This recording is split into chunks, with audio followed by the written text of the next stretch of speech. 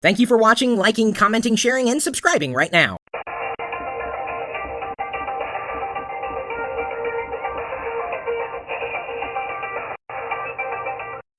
Come on, guys, join the Gaboogie.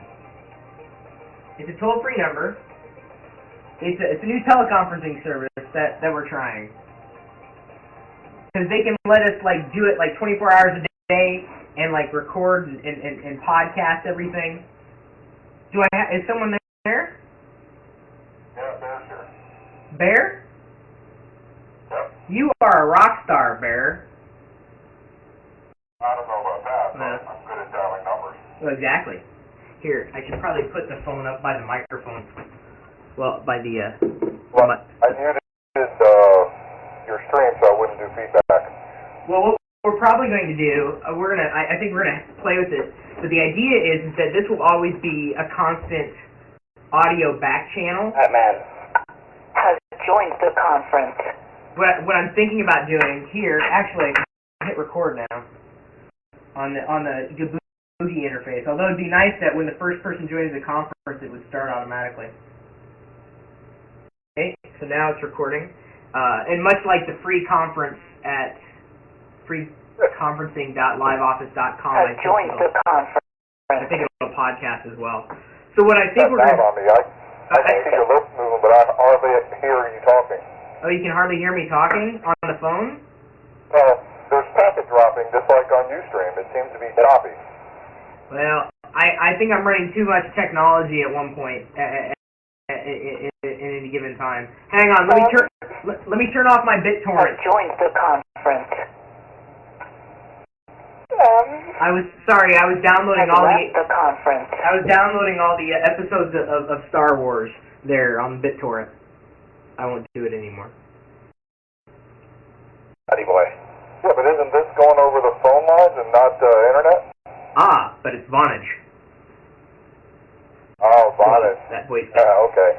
So I'm trying all sorts of new stuff today. We've got the connection here. This is a DV cam that's connected to my Mac Mini, which is giving a superior image. I don't know about audio though.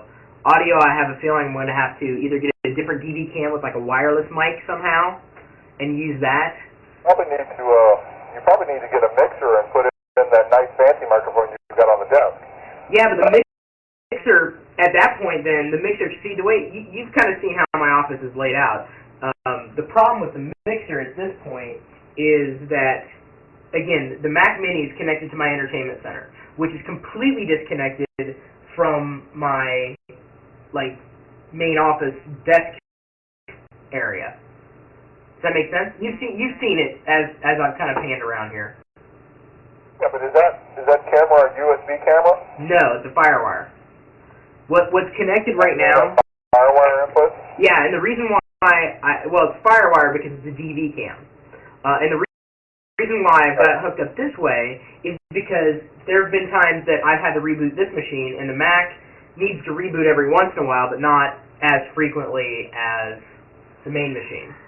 So the issue is the audio works better when I'm closer to it. Although it seems now that I switched the connection, audio seems to be working better for the regular Ustream, but not so much for, I guess, the phone, because I'm probably trying to do too much at one point in time.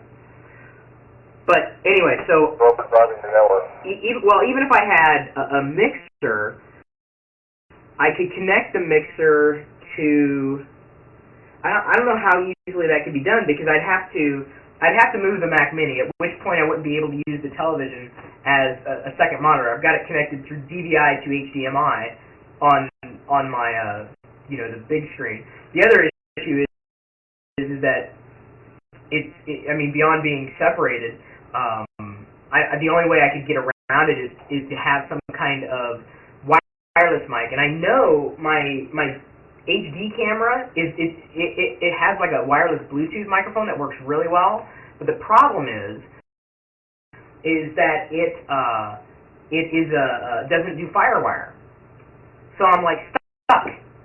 I've got a camera that does so much better, that looks so much better. The image quality on the DV cam is just far and away better than the image quality on a crappy Logitech.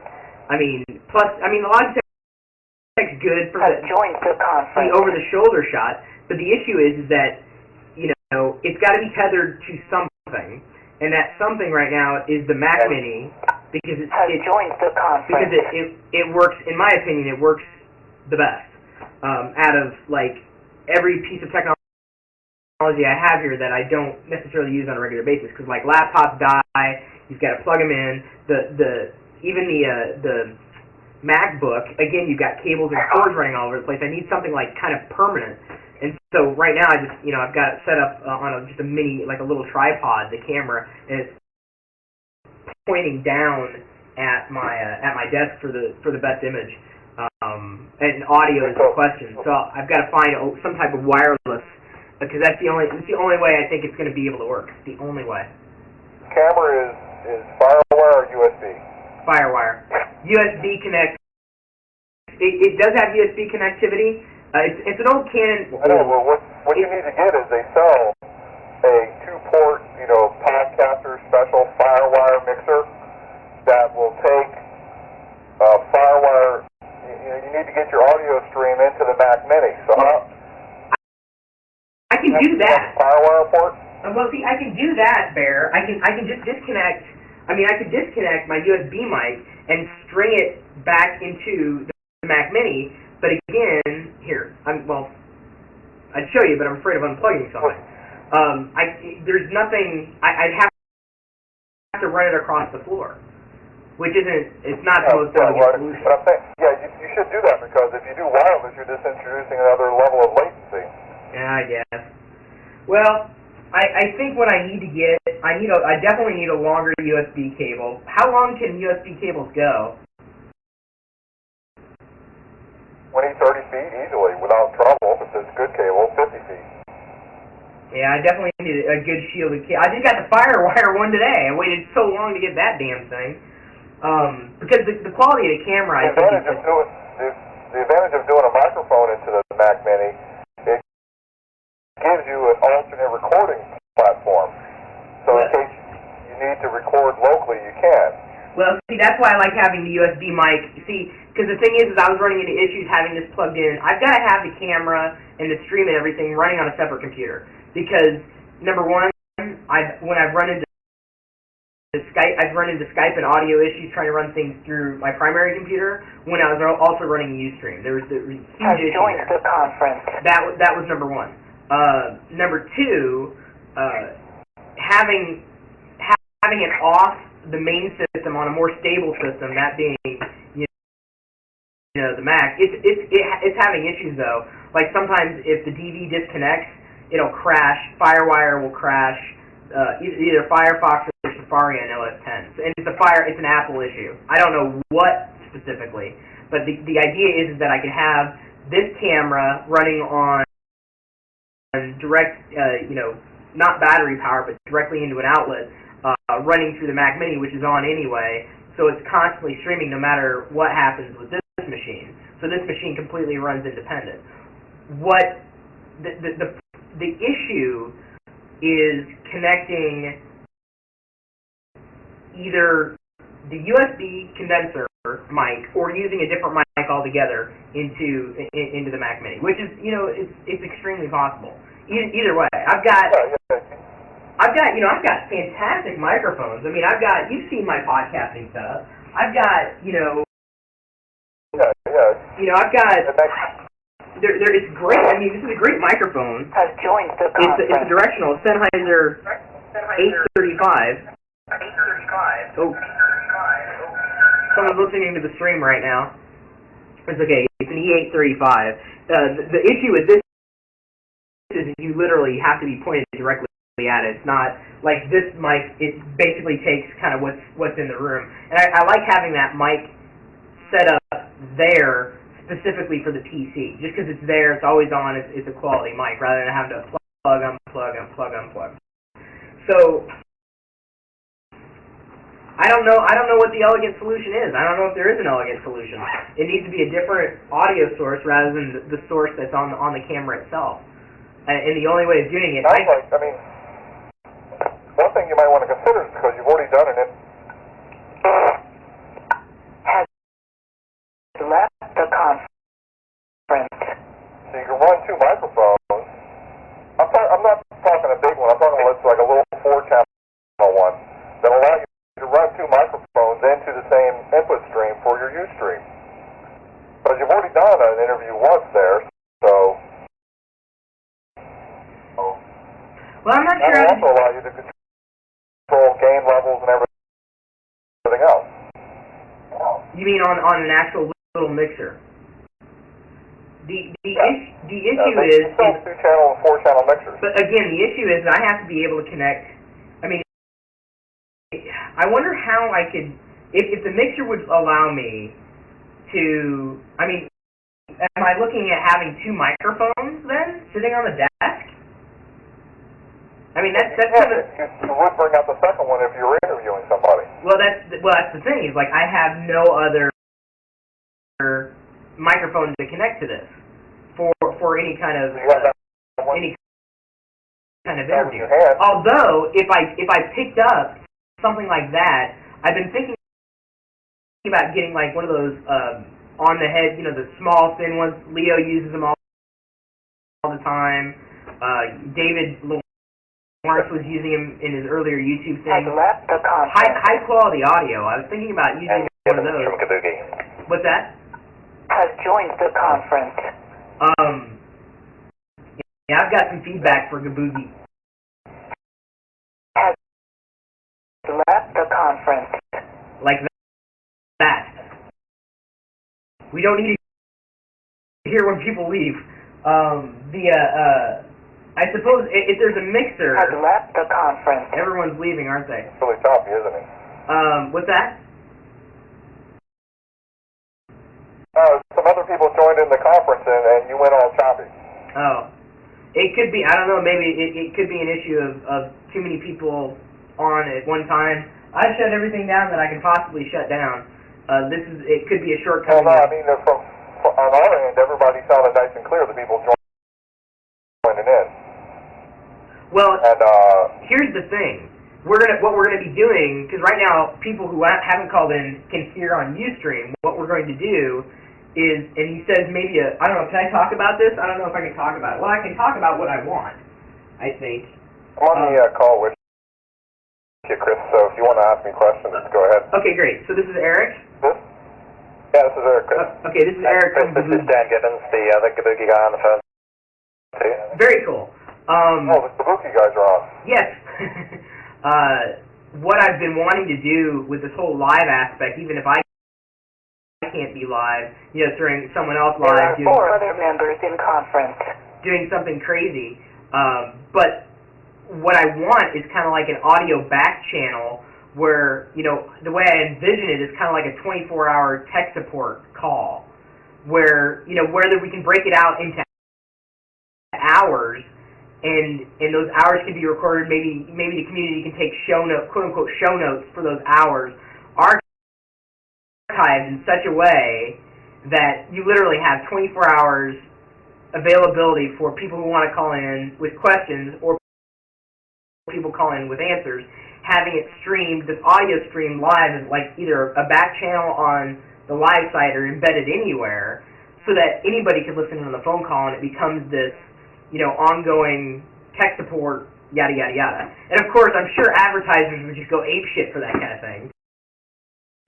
I mean, it's just, no one's pulled that off before. Like we've talked about this briefly, but, this is day 4 for Gaboogie. Actually, day 3, I guess. Day 3, Erik, I think. So it's pretty early, but live streaming is definitely going to be one of the first, if not the first, new feature that we add, and it'll probably take, I'd say, in the order of a month to 6 weeks to get that out, so you can look forward to that pretty quick. Now, as far as archiving goes, I mean, we've kind of got, multiple things going on, audio, video, et cetera, et cetera. The way, I'd like to do it is almost like, almost like an on-demand, all the time, tune in, they're always talking about something, always asking questions. I mean, it's going to ebb and flow. But of course, the more people hear about it, the more people realize that someone's got a question. They can ask the question, and hopefully get it answered. It's just this, it's a different kind of idea. It's a new kind of idea. I mean, people do tech support all the time. It's just leaving it open so that anybody can participate, and more than one person could answer questions, and then to be able to. That's a really cool, innovative concept, Chris. I mean, a 24/7 online tech channel that you can access by, either a 1-877 number, or you can have the system actually call you if you're, one of Chris's favorite friends. You might want to have the system call them, right, on specific times on a specific day when a specific topic is being covered. In the way, the audio, the fact that you can capture that audio makes it even better. So, I don't know what you're thinking in terms of archiving and podcasting, but I have to have, this community, or some kind of community, has to have a way to get in there and listen to, it would have to be, assigned or whatever, if people wanted to do something like this. But the idea is that this constant, motion of audio and chat and talk and everything is recorded for posterity. Right now, we're not really saving the chat logs because they're kind of all over the map, and there's no way of extracting usable information at this point in time. We want to get to the point where the videos that we're recording with interviews and stuff, we're able to capture the chat logs kind of side by side with the video, making it indexable. I mean, we're not at that level. A lot of this stuff is just kind of, it's dirty in the sense that we kind of have to cobble things together. But if we had something 24 hours open, where there's the phone number, if you got a tech question, call in. I don't know if people are going to necessarily have their phone open all the time, but if there's a live stream, audio stream gateway on the desktop, you'd be able to listen in. And then, of course, a podcasting URL where you literally had 24 hours. And if there would be a way for the community to kind of wait and vet, what questions and what answers happen during the course of an hour. It's a lot of work, but if the community is there to support, and I don't know if we probably don't have enough people or manpower to do what we've got right now.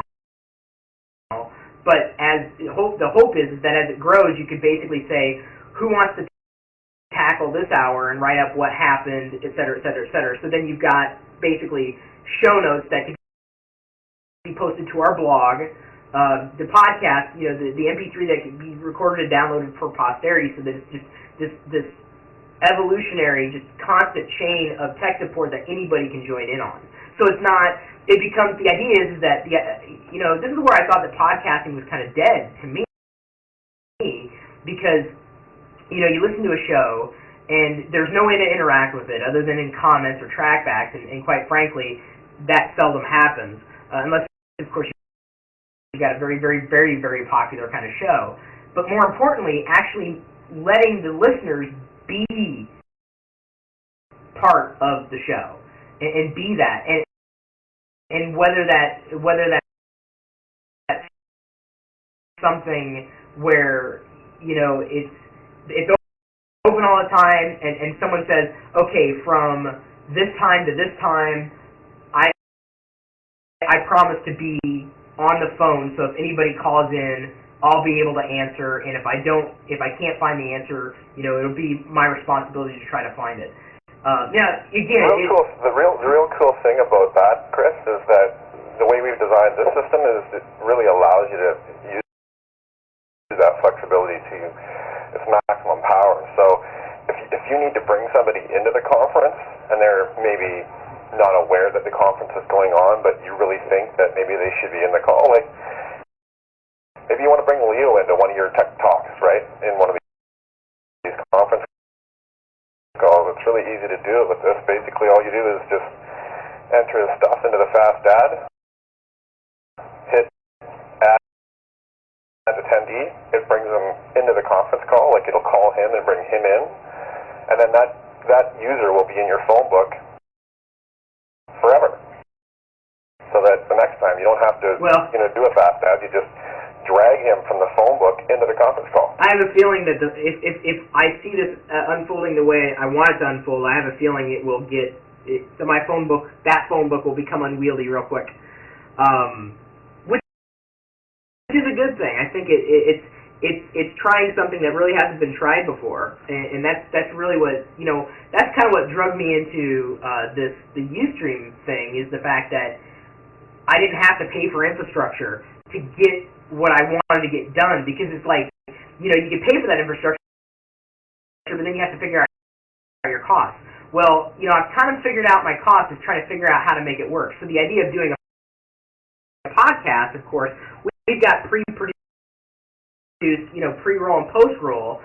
The idea is that if Gaboogie could be that infrastructure, record the call, manage the podcast, and then basically give us an ability to edit a page, whether it was a wiki style or a Writely style, Google Docs type of style, so anybody can edit that page, and when it was ready, press publish. The gain level -1. I don't know what that was. Can you still hear me? I've had, I think my voice has been known to set off DTMF tones. Seriously. Conference locked. Okay, the conference. I'm not doing anything. I'm not doing anything. You can still hear me, right? Yeah, we can all hear you. Okay, yeah. Well, it's saying weird things like conference is locked and Chris is a virgin. Okay, I made that last part up. You better unlock it, because that won't allow anybody else to call in. There's a little unlock button on the moderator console there, Chris. Okay, cool. It sounds like, Chris, that you're worried about the phone book. Is you should set up a Chris Pirillo Live, account ID, so that anybody who's a quote a moderator will be able to manage the phone book and join people and stuff like that, and then that way your personal book isn't involved. Well, I'm not too worried about. I'm not too worried about using this for personal means at this point. As far as I can see it, I don't do a lot of conference calls, and if I do, then I guess they've already kind of been set up in separate asterisk servers and whatnot. But not to say that it wouldn't evolve into something like that. I think this is really cool. I like the idea. I like the concept, and I like this. I'm trying to explain how I want to bend it to my will. And hopefully you're following along. Basically gets recorded. Absolutely. Okay. Right there with you, Chris, and I think that, Dan, speak for us both when I say that this is very, very interesting for us as, the founders of this project. So, this live streaming bit was kind of important to us. And last time we talked, it really kind of drove it to the forefront in my mind as something that we really need to do sooner rather than later. And I'd love to have your input on creating that feature. Well, so we can kind of, form it to your needs, and that will be the feature. This is Dan just jumping in here as well. Sure. I think Chris raises a great point that the community sort of social networking piece of Gaboogie is something that right now it's immature, right? We haven't developed it out, but there's limitless potential in that area. So it's great to hear this discussion around what we can do with that component of the application, I think. Well, okay, so, and I'm going to try to say it again just for clarity's sake and just to get it fleshed out in my own mind, or fleshed out, flushed or fleshed, depending on how shitty it is. The hour gets done. The person who's responsible to either listen to it or did it, does show notes. When it's ready to go, presses the publish button. That publish button uses whether it's a meta weblog or some kind of ping, so that post gets posted to my podcast blog, wherever that is. So it's published. There's the MP3 automatically attachment. Blah blah blah blah blah.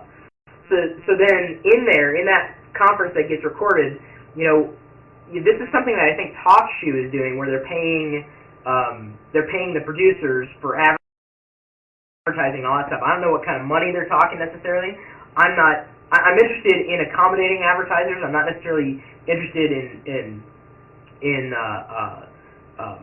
I guess, being inside a network it's kind of got a run of network, concept. Promoting advertising, I think. Yeah, I understand. But basically, I want to be able to, I say, here's my pre-roll, here's my post-roll, and there we go. So when it's published, so instead of being published instantly, I only want to publish, the podcast. I want to make it public when those show notes are finished and have been pushed up to wherever they've been pushed up to. And so that way you've got this revolving kind of podcast, so to speak, that is, but the dynamic is that it's exciting to be listen to the podcast, but it's even more exciting to be able to listen to it live and participate in that podcast. So someone's listening to the stream live, whether they're listening to it on the live Pirillo page or whether they're listening to it, in a desktop widget that's combined with the live video feed and IRC chat, wherever they're listening to it, if they want to participate, the number's right there, or they know the number, or they've got it, so it's like, oh, I can be a part of this, not just be just a completely silent participant. That's where it gets really interesting for me. I mean, that's where, the concept of recording and putting it online is good, and there's a lot of mechanisms for that. I've talked to PickSpot about, their players just, absolutely amazing in terms of like the power of their embeddable flash widget. But now the next level is like, okay, I'm saying this is good, and when I publish to my podcast feed, it automatically publishes through my Undo TV or PickSpot player. The same thing will happen because that audio file that you're recording it can sit on your site wherever you archive. It doesn't matter to me, as long as it gets picked up, meta tagged, etc., and then populated inside my podcast feed, which is in iTunes and all that stuff. So you've got the beginnings of something. You've got the beginnings of a tool set, and hopefully you understand how well. At least I want to twist it. And as soon as I start twisting it this way, I think other people are going to start getting ideas about how they could use something like this, maybe not in the same capacity, but, almost like, and I look at the live aspect of recording live, it's live production, it's live to tape. The issue that I have right now with Ustream is they weren't necessarily set up to do that. So they record in a video and audio, and the audio is like a Nelly-Moser codec. I think that's how, is it Nelly-Moser? It's a proprietary codec that's nearly impossible to decompress and actually translate. Luckily, a guy who's been with our community for a while has been using a conversion tool, I think Total Video Converter on Windows, to extract the videos from my archives when I